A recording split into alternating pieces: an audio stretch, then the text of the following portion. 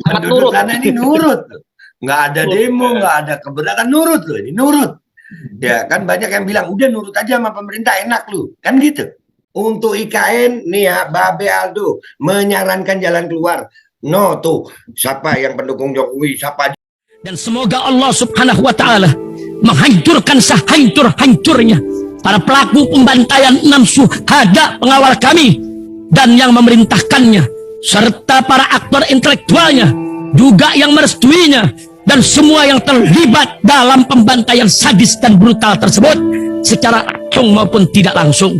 Allahumma dammirhum tadmira waqtulhum badada wala tughadir minhum ahada ya qawi ya matin ya muntaqim amin ya rabbal alamin.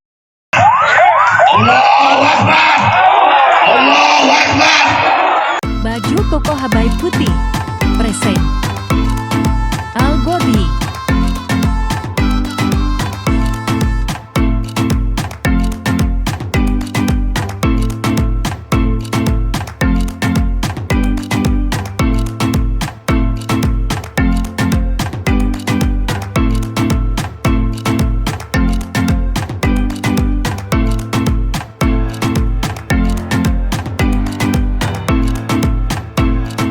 Penduduk sana ini nurut loh. Nggak ada demo, nggak ada keberatan, nurut loh, ini nurut. Ya kan banyak yang bilang udah nurut aja sama pemerintah, enak lu, kan gitu. Ya, mereka nurut ini aja begitu keadaannya, sehingga dibuatlah film dokumenter itu, dan ini jelas membuat sebagian apa ya, gue mau bilangnya oligarkinya itu yang panas, karena ini udah jelas itu jadi pulau bisnis yang mahal jadinya nanti. Dan ini kalau sampai ini film dokumenter ini mendunia, ya itu menguatkan omongan Rocky Gerung kemarin, ya bahwasanya pemimpin Indonesia ini nggak perhatian terhadap lingkungan gitu. Betul.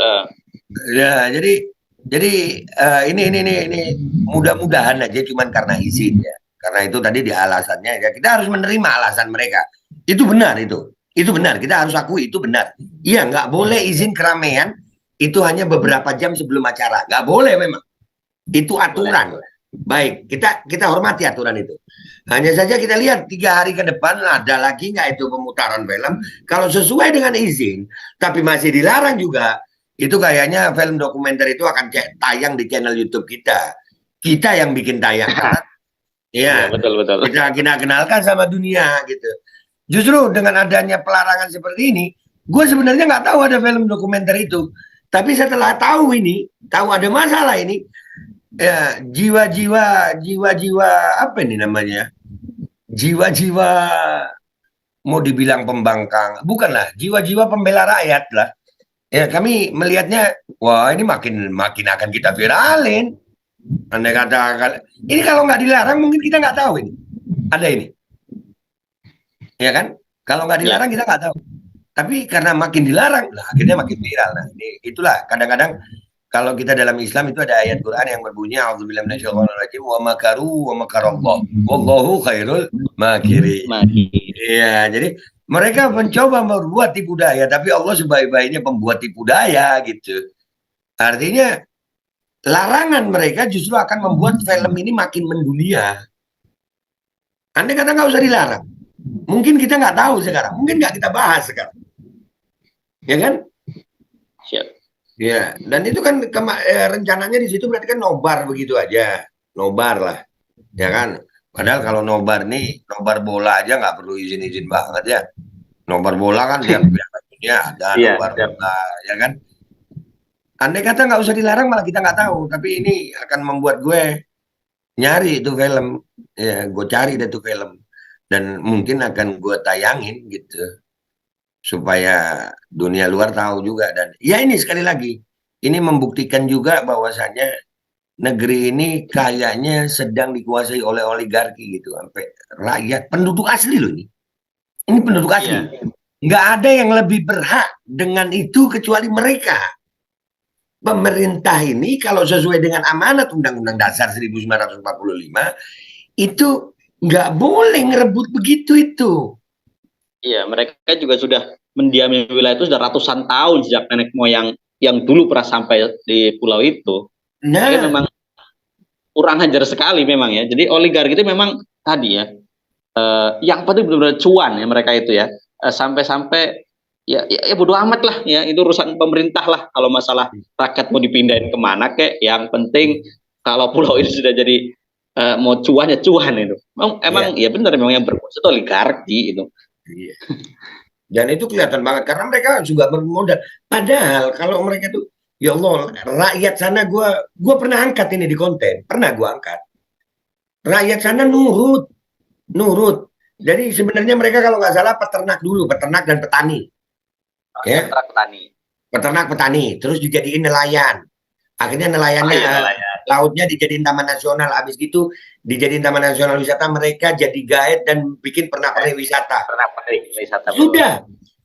Terus terakhir mereka dilarang untuk beroperasi 1 bulan karena ada pembangunan.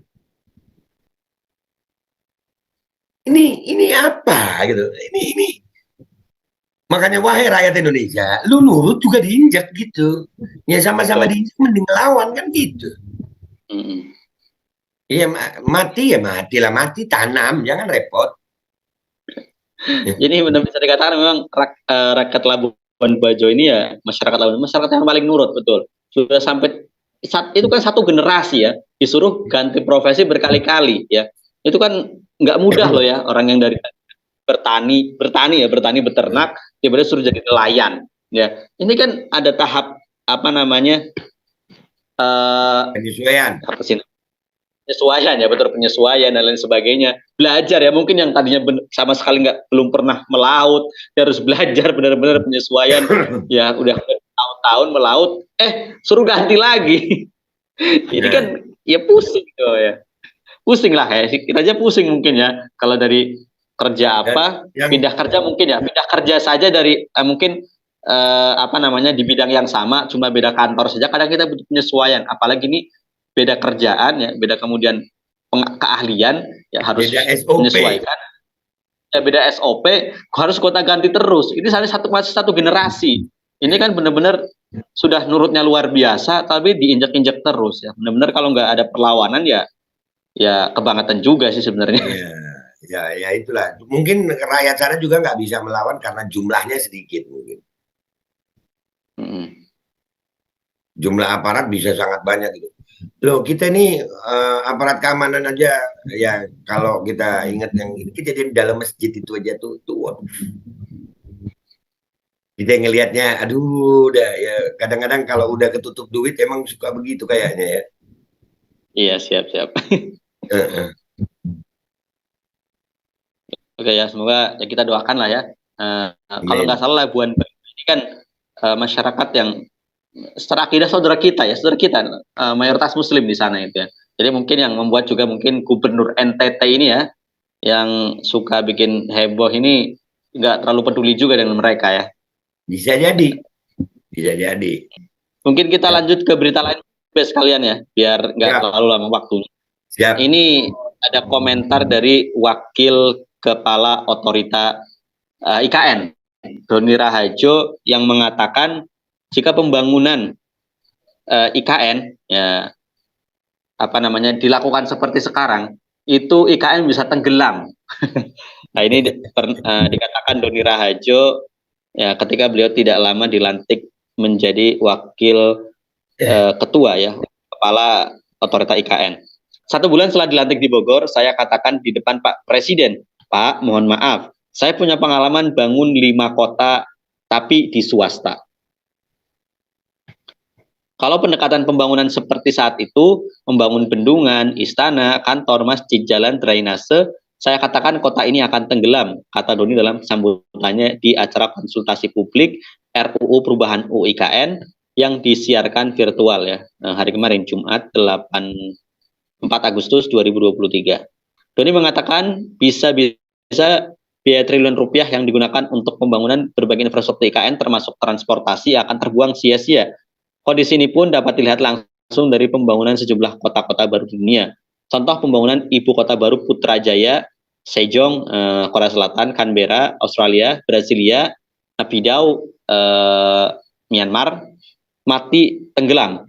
Karena apa? orangnya tidak mau tinggal. Oh, maksudnya tenggelam di sini itu dalam tanda kutip ya, bukan tenggelam kotanya seperti Jakarta yang kemudian dikatakan tenggelam, memang benar-benar tenggelam, tanahnya turun setiap tahun kan, terutama di wilayah pesisir utara Jakarta. Tapi tenggelam di sini orang-orang tidak mau pindah ke ibu kota yang baru ya. Kalau kita lihat yang paling serius ini kan kota Naypyidaw ya, yang dibangun oleh junta militer di Myanmar tahun 2005 pindah.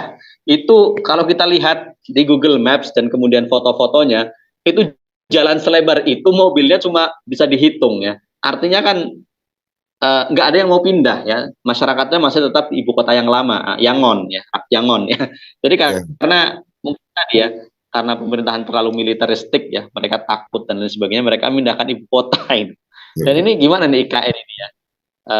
Ini kan yang juga menjadi isu penting setiap capres ya. Selalu yang ditanyakan itu IKN, bagaimana kelanjutan IKN. Dan ini kan memang sudah menjadi undang-undang, kita masih ingat tanggal 15 Januari 2020.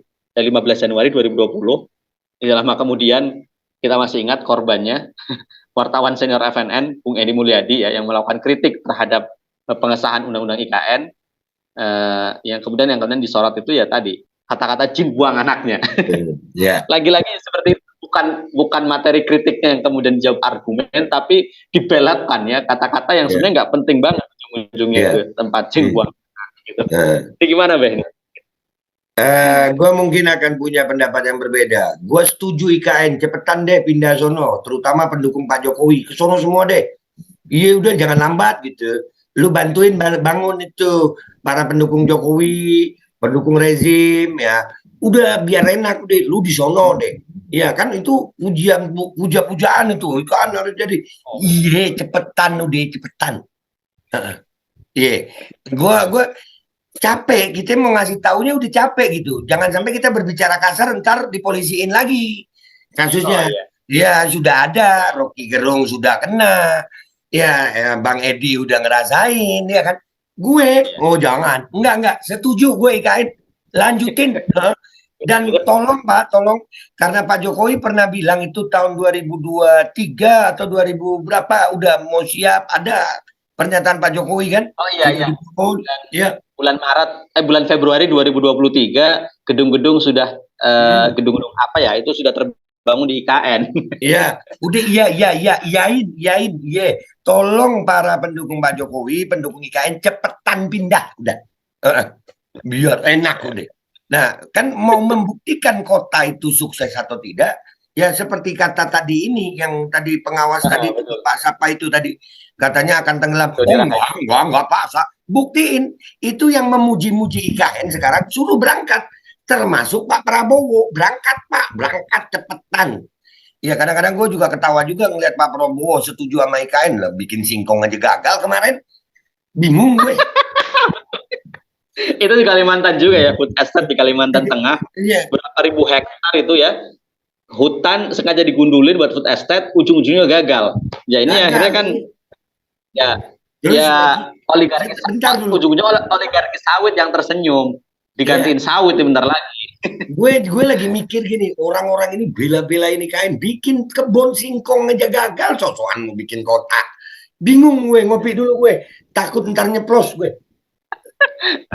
Kalau Pak Prabowo setuju wajar ya. Adeknya punya apa? Siapa namanya? Hasim Joyo Hadikusumo. Itu kan punya bisnis di IKN, bangun bendungan sama apa itu kan.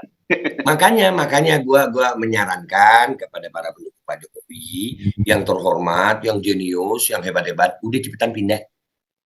Bagus IKN bagus buat lu pada bagus. Gue di mari aja. Ya betul, kita masih ingat sikapnya almarhum Babe Ridwan Saidi ketika ditanya kan Ilyas, wah sono cepet-cepet, udah 4 di Jakarta lihatnya. Alhamdulillah berarti sama-sama Babe ini pendapatnya sama ya. Berarti gue mungkin gue insya Allah akan menjadi penerusnya Babe Ridwan deh. Ya, betul.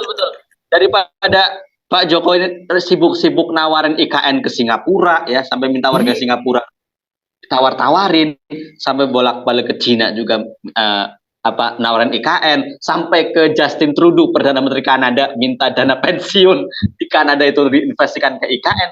Kenapa nggak menawarkan IKN ya untuk perumahan-perumahannya, untuk apartemen-apartemen yang akan dibangun yang di pusat ibu kota itu kepada para pendukungnya yang katanya ratusan juta, yang katanya tingkat kepuasannya di atas 60%. Nah, jadi kan kami kan ditanya, wah bisanya mengkritik tapi nggak ngasih jalan keluar. Untuk IKN nih ya, Babe Aldo menyarankan jalan keluar. No tuh, siapa yang pendukung Jokowi, siapa aja ada Armando, suruh pindah cepetan, cepet dah. Kalau bisa perlu ya tadi, PSI kan nggak punya kantor, bangunin kantor di IKN. Itu, bikin di sono. Bikin di sono, betul. Iya. Udah, iya setuju Pak, setuju. Gasken. Masalahnya kita kalau berbicara sekarang dengan ilmiah, itu kita akan dianggap hasut, dianggap iri. Padahal ini niatnya nasihat gitu. Berapa orang yang menasihati IKN ini nggak perlu, tapi kan nggak didengar, nggak diperhatiin, nggak dihiraukan. Jadi buat gue, udah sekalian dukung deh. Iya gas Pak, bagus IKN. Ayo pendukung lu berangkat semua. Nanti lu kalau IKN jadi lu bakal ngiri. Kagak ngiri gue. Iya. Lu seneng-seneng deh sono no.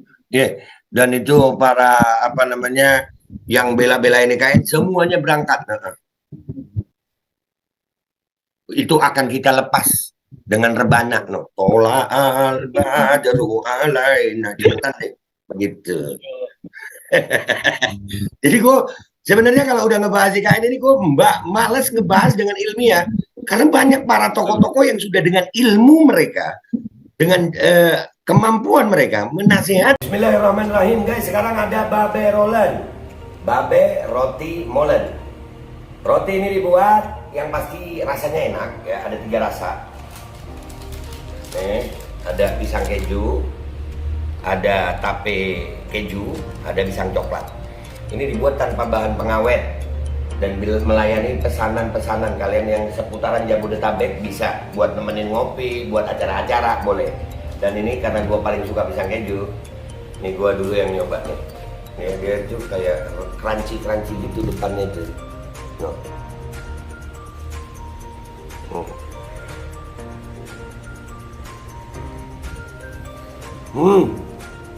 Lu tahu kerannya di depannya, terus di dalamnya empuk. Ya Allah. Udah nggak usah lama-lama, lu kalau kepingin langsung pesen aja, itu ada nomor WA-nya, nanti gua kalau cantumin, ada juga IG-nya, langsung pesen, murah. Cuman nanti dia tanya itu 35.000 kalau nggak salah, ya.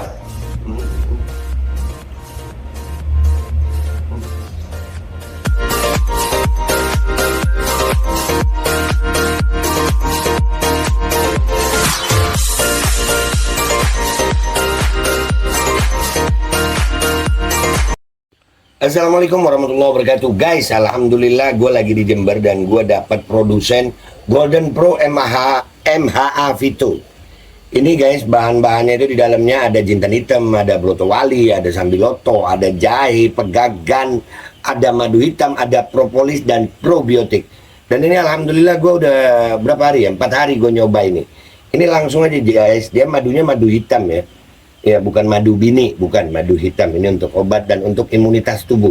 Alhamdulillah kemarin gue badan-badan gak enak, gue pakai sehari 3 kali nih produk. Cuman ditetesin di bawah lidah kayak begini. Jangan lupa bismillah, tapi bismillah sama sholawat. Allahumma sholli ala sayyidina Muhammad dan sayyidina Muhammad.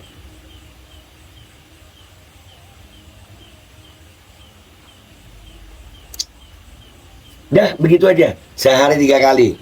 Kalian langsung hubungi nomor yang tertera di bawah ini. Ini insya Allah bisa membuat badan kita tahan terhadap segala macam infeksi dari luar untuk imunitas tubuh. Dah gitu aja, langsung pesan ya, ini nomornya.